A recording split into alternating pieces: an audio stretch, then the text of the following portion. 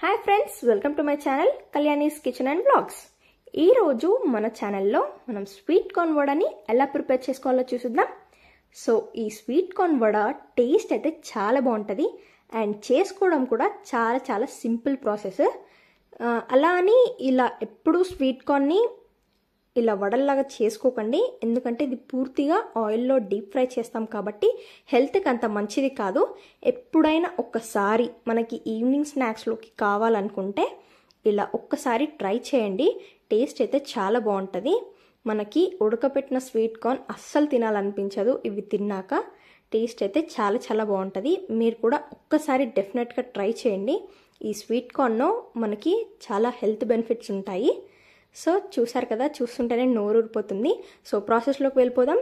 ముందుగా నేను ఇక్కడ ఒక స్వీట్ కార్న్ మొత్తం తీసుకున్నాను.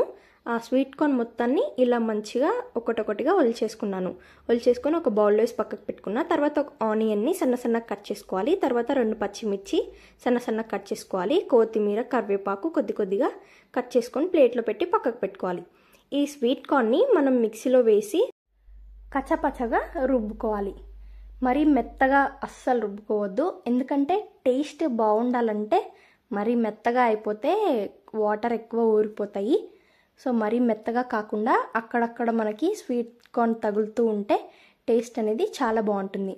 చూసారు కదా, ఇలా జస్ట్ ఒక 1 స్టిర్ ఇస్తే చాలు. మనకి ఇలా మెత్తగా, మరీ మెత్తగా కాకుండా కచ్చపచ్చగా అయిపోతుంది. ఈ కచ్చపచ్చగా అయిన పేస్ట్ మొత్తాన్ని మనం ఒక బౌల్లోకి ట్రాన్స్ఫర్ చేసుకోవాలి. చూసారు కదా, ఇలా మంచిగా ట్రాన్స్ఫర్ చేసుకోవాలి. దీంట్లోకి మనం ముందుగా కట్ చేసుకున్నాం కదా ఆనియన్, పచ్చిమిర్చి, కొత్తిమీర, కరివేపాకు, ఇవన్నీ మనం ఈ బౌల్లోకి మంచిగా ట్రాన్స్ఫర్ చేసుకోవాలి. మనం ఆనియన్ ఎక్కువ లైక్ చేస్తే ఇంకా హాఫ్ ఆనియన్ని కూడా కట్ చేసుకొని వేసుకోవచ్చు. ఇలా పచ్చిమిర్చి డైరెక్ట్గా తినడం ఇష్టం లేని వాళ్ళు అదే మిక్సీలో ఒక 2 పచ్చిమిర్చి మిక్సీ పట్టేస్తే సరిపోతుంది. సో ఇలా మంచిగా అన్నీ వేసుకున్న తర్వాత 2 టేబుల్ స్పూన్ల శనగపిండిని అండ్ అదే టేబుల్ స్పూన్తో 2 స్పూన్లు బియ్యం పిండి వేసుకోవాలి. ఇలా వేసుకొని మంచిగా కలిపేసుకోవాలి. చూస్తున్నారు కదా, ఇలా మంచిగా మనం చేయితోనే కలిపేసుకుంటే మనకి చేతికి అది తెలుస్తుంది అనమాట, గట్టిగా ఉందా పిండి మెత్తగా ఉందా అనేది.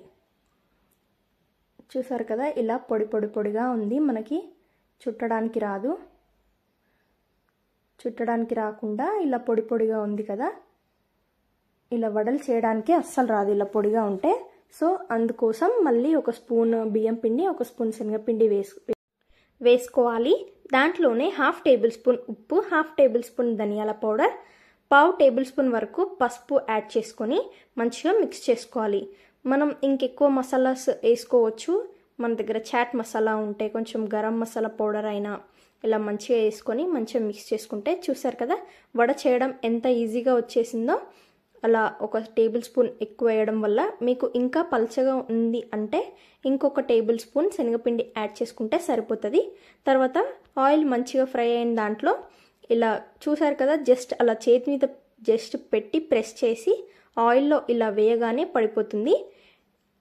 సో ఒక 2 to 3 మినిట్స్లో ఇలా మనకి అటు ఇటు తిప్పుతూ ఉండాలి. ఇలా అటు ఇటు మంచిగా టర్న్ చేస్తుంటేనే మనకి 2 సైడ్లు మంచిగా ఫ్రై అవుతుంది. ప్రతి ఒక్కటి ఇలా తిప్పుకోవాలి. అటు ఇటు ఇలా మంచిగా తిప్పుకుంటేనే మనకి 2 సైడ్లు అలాగే లోపల కూడా మంచిగా కుక్ అవుతుంది.